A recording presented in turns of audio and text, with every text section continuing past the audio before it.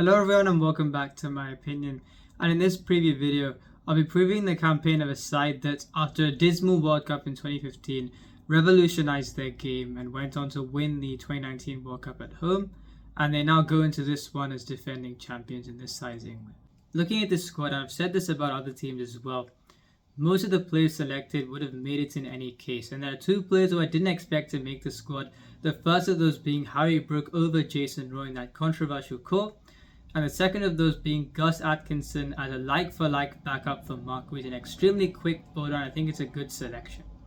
And 8 of the players who are part of the squad were part of the winning squad in 2019, and with all 8 of those have been around for a while. England couldn't have undergone a successful revolution from where they were in 2015 without the core of players that they've got, Joe Root, Ben Stokes, etc. These are highly skilled players who also have good temperament as well. And when going about things in such a high-risk approach, if you've got a core of players that are so skilled that they can consistently give great outputs, it does help you. And without this core of players, England could not have become this kind of force in white ball cricket. The squad looks good on paper, but I think you've got to consider playing in England and playing in India is a completely different thing. I think this year, even when early wickets have been lost, you've got especially David Malan and Josh Buttler counter-attacking and getting into big scores. Liam Livingstone played a very good innings recently against New Zealand as well. And they've had a very good New Zealand tour where they won the T20I series and the ODI series, especially after being 8-3, they recovered and won that game. So they've had some good results playing at home and a close series against South Africa where they did lose. So I think playing in those conditions and playing in India is a completely different thing. So even though this side does look good, I don't think you can call them favourites. And I suggest the 11s that they should go with in the next part of the video and give my views on their options. I think it will make it clear why this side doesn't really go in as favourite.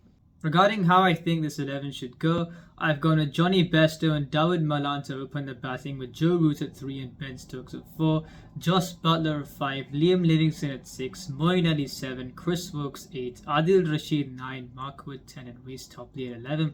And starting from the top, I won't use a term that I've used to describe opening partnerships of other teams, and that is the term assured. When looking at this England batting lineup, you've got to segregate the positives from those who you don't know how they'll go. I think there are 3 positives. One of those hasn't had a great time of things in the last couple of years in this format, but you've got to back him in the side. The other 2 being David Malan and Ben Stokes are outright positives. On David Malan, he's averaged almost 74 this year, 3 centuries and 3 50s. He's been very good for a while now, and he rightfully has a place in the side. So I think him in the side, he's a great option. I'm sure he'll have a good tournament. Ben Stokes returned in the New Zealand series, played a blistering knock of 182. And what I like about Malan and Ben Stokes is that they've got both gears, which you need when you're batting in this part of the world especially. India is not a place where you can go bang bang like how their philosophy would be, and especially it could work out more when you play in England, and you've seen them counter-attack outside of India. But in India, I don't think you can consistently prosper with that approach, and if they go with that approach, they will struggle. And that's why you've got 2 players with both gears, so I think that does bode well for them, and they're vital for this side. You've got Joe Root at 3, who hasn't had a great time of things in the last couple of years in this format, but he's a world-class player. He will play every game, and you've got to back him in the side. So you've got 3 players there with 2 gears. You've got Johnny Bairstow to open the batting, but like Joe Root, he hasn't had a great time of things in the last couple of years, and unlike Joe Root, he looks to take on the bowling at the top of the order. I've said this so many times, but this is the statement, this is the laurel that will win teams a World Cup. The top 4 has to set things for the others to follow. With Johnny Bairstow, with the way he goes, he hasn't been in form for the last while in this format. If he gets out consistently, you've got the other 3 to do a lot. If Joe Root continues his lean run in ODIs, then you've got a lot of pressure on David Malan and Ben Stokes. And Josh Butler, even though he's got temperament, you've seen that in the Ashes where I think 23 of 130 in one of the games. But since he has left captaincy, or rather since he's taken up captaincy in this side, he's batted at 5, and his way of playing has been counter-attacking whatever the situation. In India, batting at 5, if you lose early wickets like England have done this year, how often can you get success counter-attacking, especially against quality spinners in this part of the world? I don't know. So you've got players like Bairstow, Root and Butler who could be positives, fantastic players. 2 of those haven't been in the runs in this format, and one of those, with the way he looks to play, can he expect a frequent success in this tournament, playing in this part of the world? You don't know.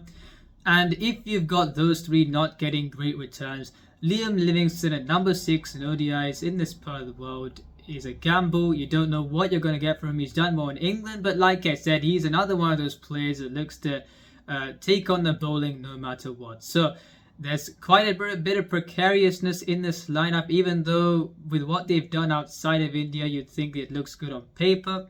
Moeen Ali at 7 is a good option, and Chris Woakes at 8, yes, he's got the capability with the bat, but against quality spinners, if you lose wickets early on and he has to bat for a few overs, is Chris Woakes going to give you some vital runs at the end? More often than not, you don't know. So there's a lot of things you don't know about this lineup. While the bowling looks okay on paper, first of all, with the positives, you've got Adil Rashid in the middle overs, and I think it should be Chris Woakes and Reece Topley opening the bowling. It's a good new ball combination there, and you've got Adil Rashid in the middle.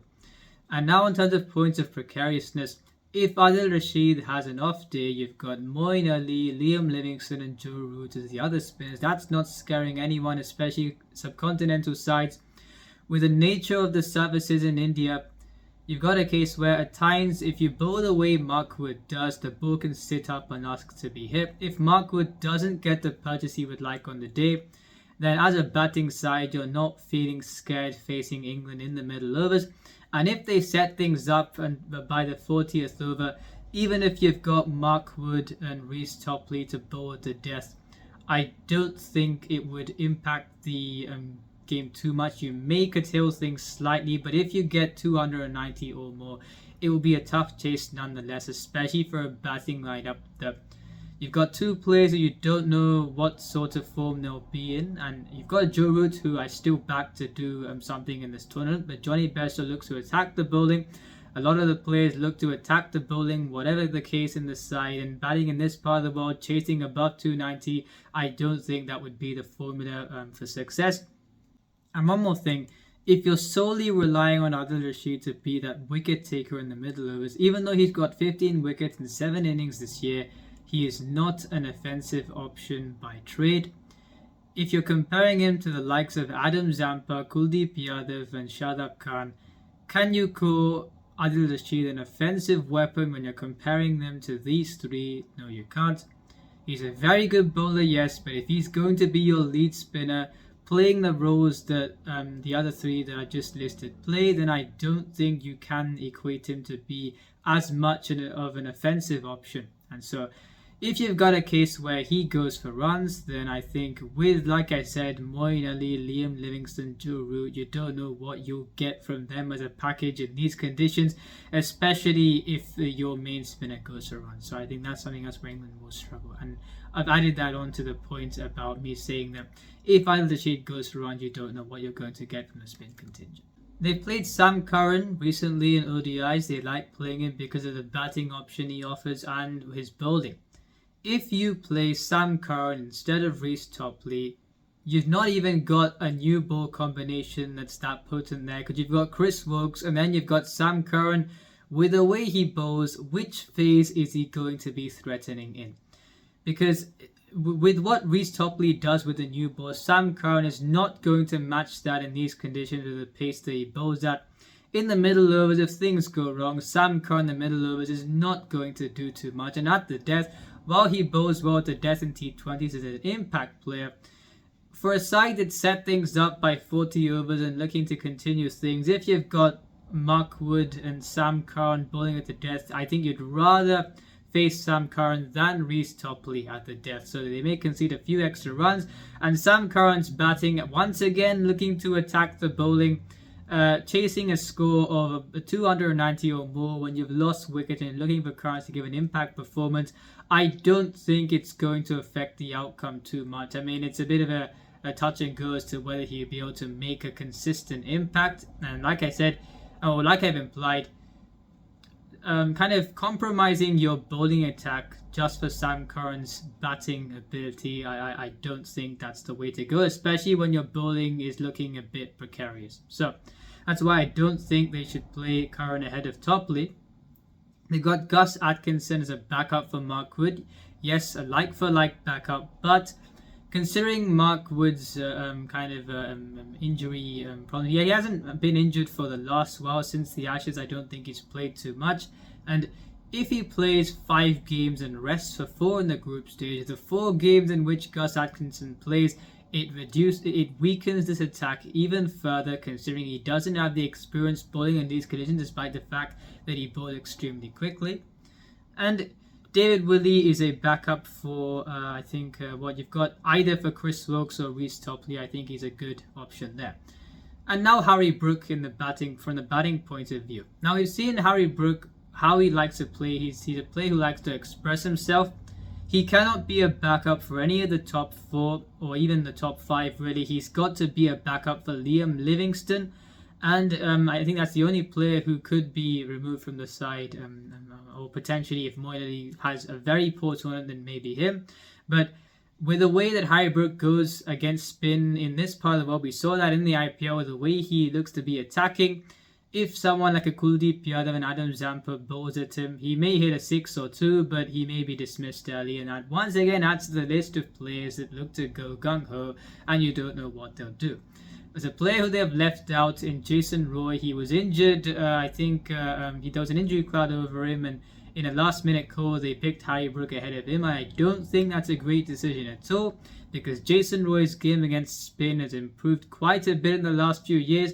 And yes, at the start of the year, or especially I think he wasn't in that great of form, but in the PSL, yes, you may think the tracks were quite good then in a few grounds, but 145 he scored an unbeaten innings in that chase, had a very good IPL, and I think with how far his game against spin has improved, even if you've got a Johnny Bairstow not getting runs at the top, you've got Butler keeping anyway, so you could have played Jason Roy ahead of Johnny Bairstow. He would have still gone gung-ho, stuck with your philosophy, but I think you would back him to do well more than a Harry Brook, who's not as great against spin, and the only player he can replace is Liam Livingstone, and that would mean a bowler short as well. So, while this England side looks good on paper, I don't think, considering what I've said, you can consider them as favourites, and because this side tends to help themselves compared to other sides, we've seen that, and they won the T20 World Cup because of that. It was not their strongest squad, but because they helped themselves, they won that tournament deservedly. So I think there's a notion that they could make the semi-finals. I wouldn't be surprised if they do, maybe in 3rd or 4th, but if things go pear-shaped for them, and it won't be easy to make the semis for them, and if things don't go well for them, then I wouldn't be surprised they miss out as well. So yeah, that's on this team. I think while it looks good on paper, I don't think you can call them favourites, and they'll struggle to make it to the semis even if they do. If you enjoyed this video, please like and subscribe, share it with your friends. Remember, this is my opinion. What's yours?